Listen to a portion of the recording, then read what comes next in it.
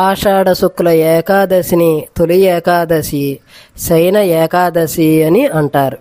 ఈ ఆషాఢ శుక్ల ఏకాదశి నాడు శ్రీ మహావిష్ణువు యోగ నిద్రలోనికి వెడతారు. మళ్ళీ శ్రీ మహావిష్ణువు కార్తీక శుద్ధ ఏకాదశి నాడు మేల్కొంటారు. ఈ 4 మాసములు భక్తులు చాతుర్మాస దీక్ష వహిస్తారు. ఏకాదశి శ్రీ మహావిష్ణువుకు చాలా ఇష్టమైన తిథి. శ్రీ మహావిష్ణువు ఉండేది వైకుంఠము. ఒకనొక మర్మంత్రములో స్వామి వికుంఠ అనే సాధ్వియందు జన్మించారు కనుక వైకుంఠుడనే పేరు పొందారు.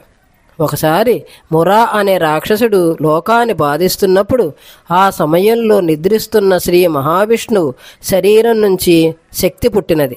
ఆ శక్తి రాక్షసుడిని తన కంటి మంటలతో కాల్చినది. హరికి మెలకువ వచ్చి ఆ శక్తికి ఏకాదశి అని పేరు పెట్టి ఏం వరం కావాలనో కోరుకొనగా ఈరోజు ఎవరు ఉపవాసం చేస్తారో వారి పాపాలను హరించమని కోరెను.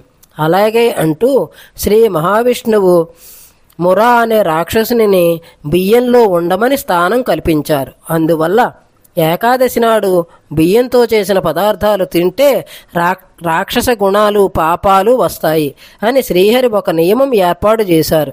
ఏకాదశి నియమం ఎలా చేయమన్నారంటే దశమి నాడు ఒంటిపూట భోజనం చేసి ఏకాదశి నాడు పూర్తిగా భోజనం చేయకుండా ఉండాలి.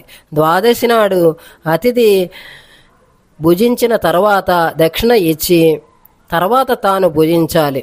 శరీర ఆరోగ్య విధానాన్ని బట్టి భక్తులు ఉపవాసం చేయాలి.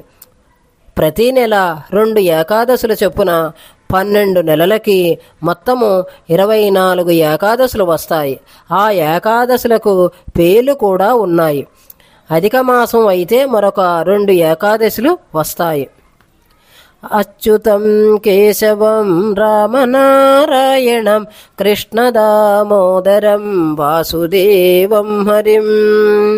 అచ్యుతం కేశవం రామనారాయణం కృష్ణదామోదరం వాసుదేవం హరిం. శ్రీధరం మాధవం గోపికావల్లభం జానకీనాయకం రామచంద్రం భజే. శ్రీధరం మాధవం గోపికావల్లభం జానకీనాయకం రామచంద్రం భజే. అచ్యుతం కేశవం రామనారాయణం కృష్ణదామోదరం వాసుదేవం హరిం. శ్రీధరం మాధవం గోపికావల్లభం జానకీనాయకం రామచంద్రం భజే. జానకీనాయకం రామచంద్రం భజే. జానకీనాయకం రామచంద్రం భజే.